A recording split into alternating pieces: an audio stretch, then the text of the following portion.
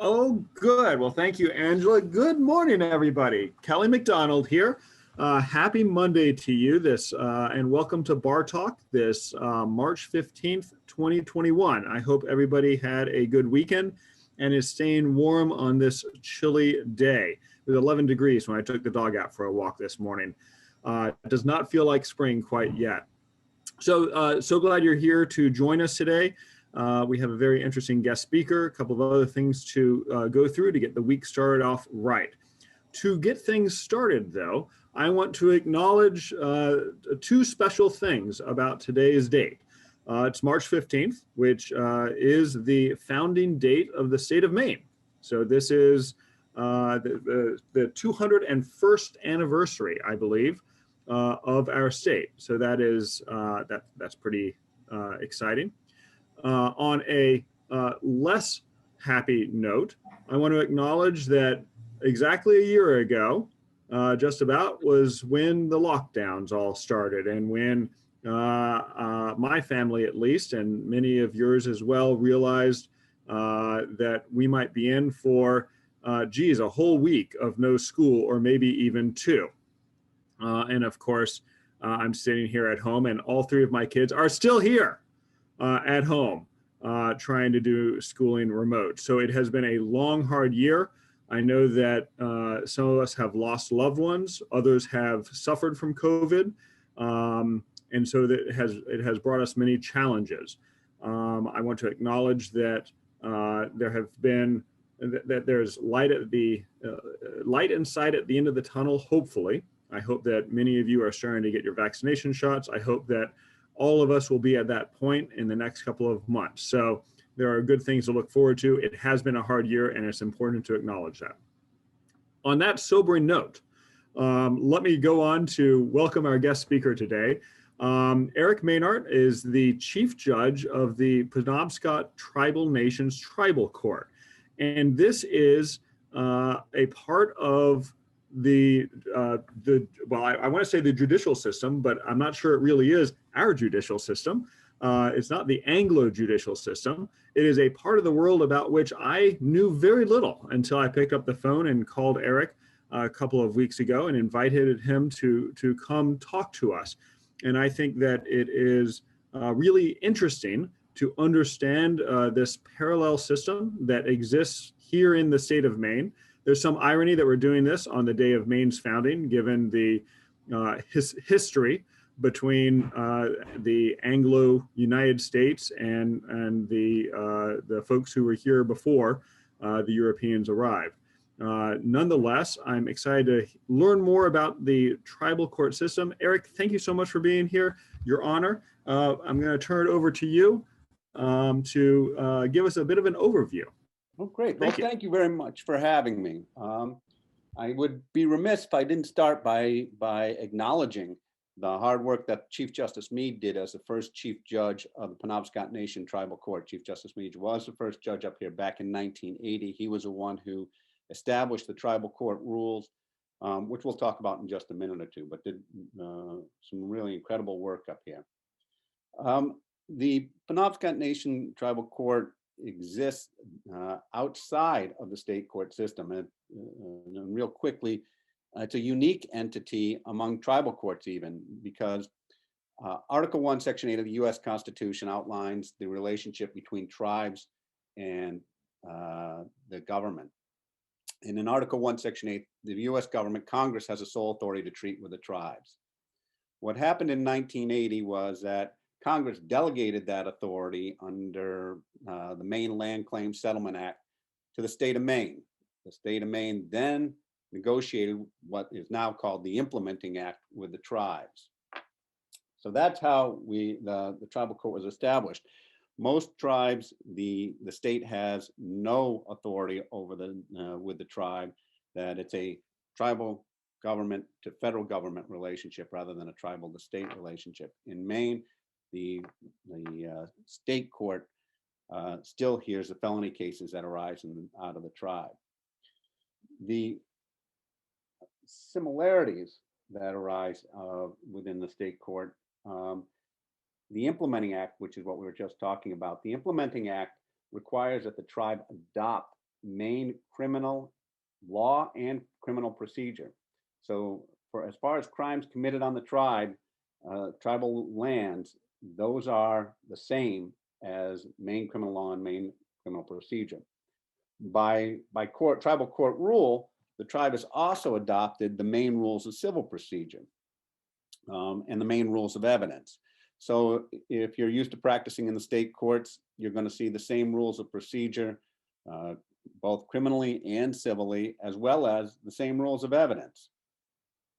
Coming into the Penobscot Nation Tribal Court, the courtroom will look much like what you see in a state court. The judge is up on the bench, and there is a jury box, a witness box, and the place for litigants and attorneys are in front of the bench. The court structure is much the same as you see in the state court system. There's a chief judge, there are associate judges, there's a clerk's office. The judges are robed when they are on the bench. That's not true in tribal courts across the country. I also serve as a contract judge for the Bureau of Indian Affairs, where I evaluate court systems across the country, tribal court systems across the country, and they vary widely as to the structures that those court systems take. But here, the Penobscot system looks much the same as an Anglo system.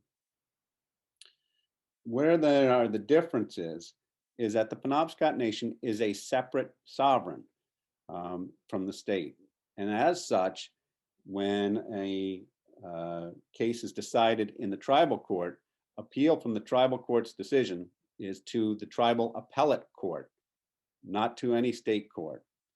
There still is a petition for a writ of cert you can take to the federal court, but the system does not operate within the state court system. Another difference is, while the Penobscot Nation is a court of general jurisdiction, meaning that we have the Penobscot Nation exercises misdemeanor jurisdiction over certain offenses, over all offenses, all misdemeanor jurisdiction, and civil jurisdiction, probate jurisdiction, family law jurisdiction. There are certain limitations. One of those limitations arose out of a Supreme Court case called Oliphant that came down at the same time as the Settlement Act was enacted. And Oliphant said that tribal courts did not have jurisdiction to hear cases involving crimes committed by non-natives on tribal land. It's a terrible decision in my mind. And in fact, Thurgood Marshall argued that it was sine qua non, an essential element of sovereignty for tribal courts to be able to exercise jurisdiction over crimes that are committed on tribal lands. That was partially remedied by the state of Maine.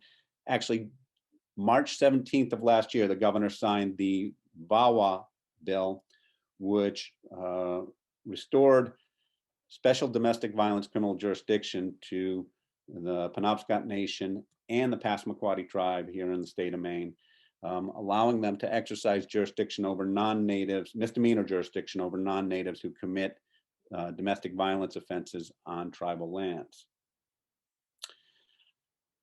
There are 5 areas where the Penobscot Nation has exclusive jurisdiction. Those are misdemeanor crimes, where involving Indian crimes on reservation land, juvenile crimes that are Indian on reservation land, civil actions between 2 members of the tribe, either Passamaquoddy tribe or Penobscot tribe arising in the Indian land, Indian Child Custody Welfare Act, or Indian Child Custody Proceedings under ICWA, the Indian Child Welfare Act, and domestic relation matters, including marriage, divorce, support between members of the tribal nations on tribal lands. Those are areas of exclusive jurisdiction. If it involves a tribal member and occurs on tribal land, that is exclusive to the tribes. The state has no jurisdiction. Since its inception, the tribal court has exercised concurrent jurisdiction with the state over a number of matters involving family law, domestic matters, those kind of things. One of the other big differences that I think is in the tribal court is the fact that there's a focus on problem solving. When I first came here, I came here in 2008, and the chief and met with chief and council, and after they took me aside, they had their meeting and took me aside, and the chief said, "Okay, congratulations, you're appointed." I said, "Great." He said, "Now we want you to do something different from the Anglo court. We've seen how that works. $350 fine next, $350 fine next. That doesn't work. What we want you to do is be a problem solving court." And I said, "Great. What do you mean problem solving?" And he looked at me, kind of cocked an eyebrow and said, "Figure out what the problem is and solve it." And that's been a really transformative experience for me, because that's really what the focus of the law is on Indian Island. Figure out what the problem is and use the law to solve it. And when we see that, what that's led to is that another, I think, probably distinction, and certainly in large part because of the smaller size of the government that exists on the reserve, is that there is an incredible accessibility to the government services that are provided to solve problems. And I'll talk a little bit more about that when I start talking about the wellness court here up on Indian Island. I think another one of the differences that you see here with the reserve is that there is a focus on consensus decision making and mediated resolution. One of the things we hear over and over again and see over and over again is that there is a desire to reach a consensus agreement whenever there is a conflict, which is very, very different than the adversarial court system. In fact, what you see at Penobscot is we now have a peacemaking court where we've utilized native peacemakers. I am not native.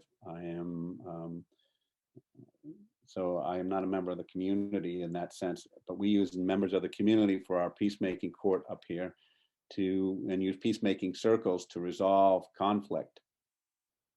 And I think the other thing that I would say that is a key difference at the nation is the importance of culture and community as far as the approach and approaching problems here and challenges that arise here. What that problem solving approach has led us to is a theory of restorative justice at Penobscot that says that at the nation, that says that what that means for this community is restoring their individual to their place within the tribal community.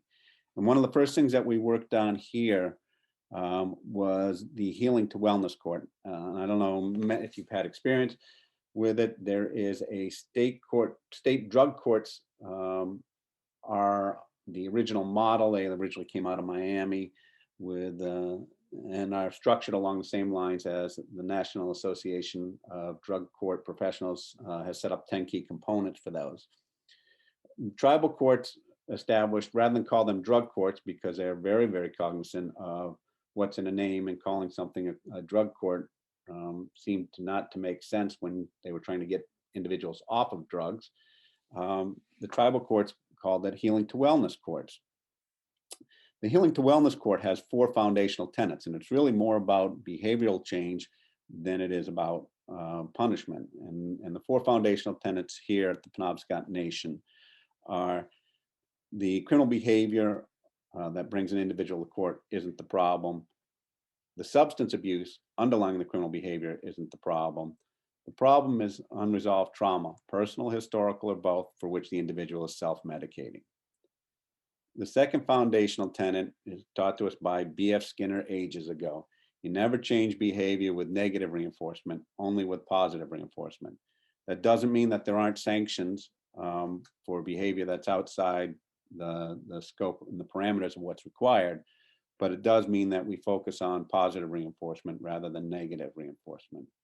The third is, in the wellness court here, it's commitment, not compliance. We can't compel somebody to get well.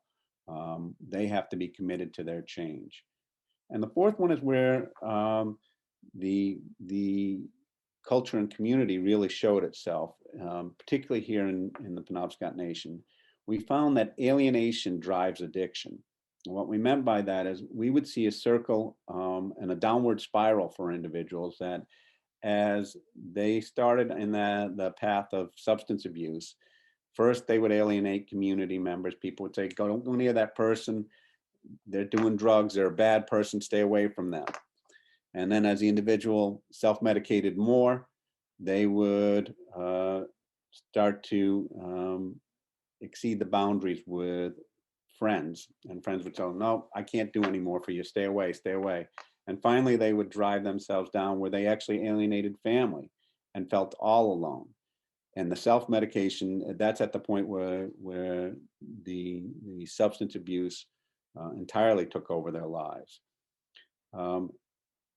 So when we started the tribal wellness court here, what we did is we originally set it up like a drug court. The judge sits up on the bench in the robe. You have two tables. Prosecutor sits at a table. Defense counsel sits at a table with the participant, and behind them are providers and other participants. And after a little bit, my clerk, who is now also a cultural advisor, came in and she goes, Judge, is there any reason why we have to sit at tables? And I go, I don't know, that's how courts are set up. And she goes, well, it forces the participant to have to look over their shoulder. And that's actually disrespectful in our community, trying to look at two people at the same time. Can we set this up in a circle? So we've moved the tables out and set it up in a circle. And from there, she argued for, not argued, she actually just made a number of suggestions that really were extraordinary. We start each wellness court now with a smudge. Every individual is smudged. There's a prayer that is said by one of the cultural advisors. And then we start with one of the grandfather teachings. Then you'll see this go into what you would recognize in the state drug courts, where the judge has a colloquy with the individual. But again, what's a little bit different is that all of the participants and all of the providers will also speak to the individual. The program itself, and this is where that access to government services became so important, is that we run what's called the braided services program, where social services sits on the wellness court, law enforcement sits on the wellness court, housing sits on the wellness court, education sits on the wellness court, two cultural advisors, a substance abuse counselor, the doctor from IHS, Indian Health Services, all sit. Now, they're not all there all the time, and a trauma counselor, but they are all members on the team. And actually, we have one individual from Wabanaki Health and Wellness up here. So they all are there, and that's where that consensus decision making. Every other Wednesday, the team meets to talk about the challenges the individual faces and what services can be brought to bear to assist that individual. Because what we recognize is that the law doesn't exist in a vacuum, and that siloing services does not get us to where we need to be to try and help the individual. And I think I've taken up all the time that I've got. I want to make sure if there's any questions, I'm happy to answer them. I'm happy to talk more. Although my clerk tells me if I talk too much, I get really boring. Well, Judge, that was not boring. That was pretty fascinating, actually. And I particularly appreciated your description of how the wellness court has shifted away from the Anglo model, and in ways that it sounds like are very beneficial. Let me ask you this question, because we will want to run through these other things, but we've got a couple more minutes. And if anybody has questions, feel free to throw them in chat. We'll try to address them really quickly. But Judge, you've described the wellness courts. Are there other things that, are there other points that you would think beneficial to bring into the Anglo system, that were changes to the Anglo system based on your experience in the tribal court system? As far as wellness courts or drug courts, I think one of the the things, and I do a number of the conversations and had some conversations down with actually a federal judge down in Connecticut. And one of the things that we were talking about was how do you find culture? Because the real issue for individuals that are in the throes of addiction is that sense of not belonging, that alienation. And whether it's a little bit easier in tribal communities because we know what the culture is, but in other communities, there's always a culture of that community, and it's just a matter of how do you find it and integrate it and allow the individual to feel that they're part of something beyond themselves. All too often they feel, I'm all alone in this world, and that's a really scary place to be. And to feel that you're part of something greater really gives a lot of support. In fact, really interesting, we are part of the reduction recidivism initiative that is run by the Bureau of Indian Affairs. And they do they run some data. One of the interesting data points is the number one protective factor for individuals in recovery in the tribal healing to wellness courts is culture and community. Trying to find that in a state court system is a little bit harder, but I think it can be done, whether there's a maritime culture down east, if there is another culture in northern Aroostook. It's just a matter of finding it and tapping into it and allowing someone to feel part of a greater whole. It also strikes me that a key difference is scale. You have the community that you are dealing with is a lot smaller than the community that a judge in any state court has to deal with, just in terms of sheer number of people. And so it's a lot easier to know each other. It's a lot easier for people to have those connections that build that community and culture.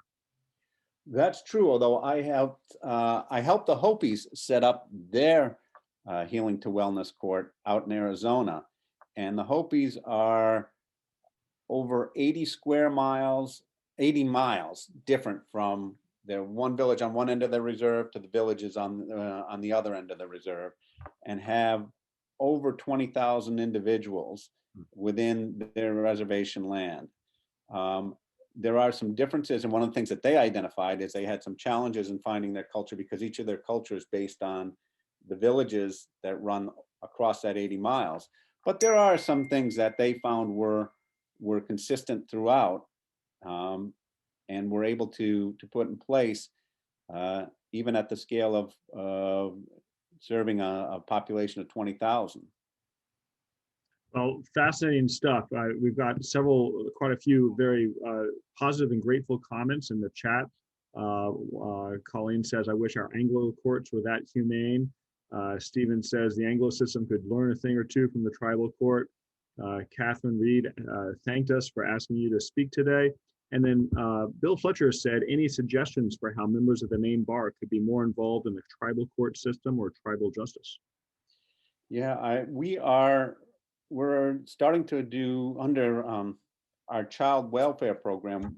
We are looking to drive down court of involvement and bring that healing to wellness model to families that are in need before they get involved in a formal child protective proceeding at the tribal court. And we are always in need of attorneys to come in and help us with that, advising the parents. I'm a firm believer that ambiguity breeds anxiety and anxiety breeds conflict. And I knew if I did not practice any family law before I became a judge here 12 years ago. And I know if someone had called me for a child protective proceeding, I would have gone, I don't know what the heck is going on here. And I'm scared to death if someone had taken my child away. We have found that one of the great things that attorneys do for us here, and that's actually a conversation I've had with tribal judges across the country, attorneys are hugely beneficial in giving the litigants someone they believe in that says, this is how this system works. Let me help you navigate it. And we're going to navigate it together rather than, and that requires that we shift that adversarial model a little bit. And there's still a right to come in and challenge what the tribe does and all the rest. But really sitting down and explaining what the process is and why things are happening and what can be done to get the child home as quickly as possible. And we want to back that down the system even further and have people come in. We actually want to put a peacemaking judge at that level and have them sit down and, okay, these are the challenges this family's facing. How do we get to the resolution? Judge, if members are interested in helping out with that effort, how should they go about that? Should they contact you, somebody else? Is there a formal program? Yeah, they can contact the tribal clerk's office. There's an application process to swear in. It's very easy. You fill out your name and answer a couple of questions, and we'll swear you into the court. And then you can tell us what kind of cases you want to be involved in, and we will call upon you. Excellent. Well, thank you so much. I really appreciate you coming here today, and it was an education for me. And so thank you for sharing your knowledge with us. Well, thank you. I tell everyone I had some good jobs before, but this has been the best job I have. It's been transformative for me. I really love it. Thank you for having me. Well, fantastic. Please feel free to stick around for a few more minutes as we run through the rest of our agenda, and I'll go ahead and jump right into that. We do have some proposed rules changes. Comments on those are due today. We talked about those last week. It's primarily about the discretion of courts to hold hearings in certain instances. And Angela, over to you for MSBA side updates. Thanks, Kelly. So the only thing really different on the slide this week for the business updates is that I've added the part about the board seeking nominations for the Blue Award. We typically award that during the summer meeting.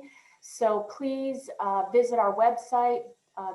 There's instructions on the criteria and how to submit your nomination, and those are due by April 16th.